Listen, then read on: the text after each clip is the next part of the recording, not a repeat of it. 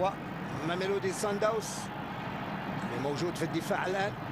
يحاول الفريق جنوب افريقيا والهدف الاول. الهدف الاول تنتفض الان الجماهير في هذا الملعب بعد هذه الرأسية وهذا التوغل على الجهة اليمنى والتوزيعة الرائعة والضربة الرأسية التي استقرت بها الكرة داخل الشباك. فرحة الأنصار، أنصار فريق زيسكو يونايتد في هذه الآونة،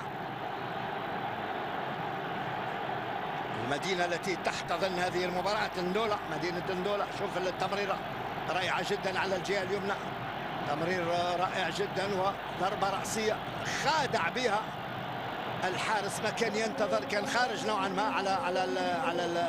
على السيطرة. شوف ضربة رأسية بعيدة كل البعد، تمريرة كانت، توزيعة كانت رائعة جدا. والهدف اللباس البرتقالي، تصويبة قوية وهدف ثاني.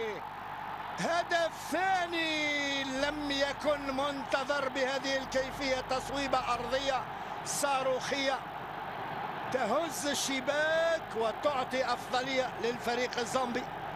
على الحارس والخطأ الفادح منه، خطأ فادح من الحارس، لم يكن يتوقع أن تمر هذه الكرة كالرصاصة أمامه. على الهدف، على الهدف. قلت ولعت المباراة، ولعت المباراة. شوف من حوالي 30 متر أرضية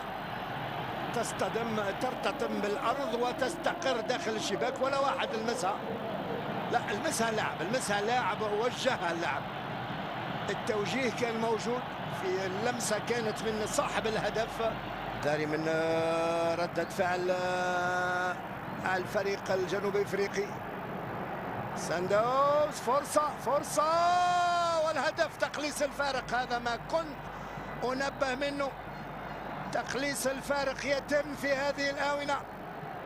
هذا ما راح يأثر على الفريق طبعا في مباراة العودة. يعني شوف اللعبة كيف كانت، الكرة المرتدة سريعة، الدفاع تقريبا هجر مناطقه، المحاولة والتصويبة والتركيز كان رائع جدا من بليات يمضي الهدف ويهدي فريقه هدف وزنه من ذهب في هذه الآونة.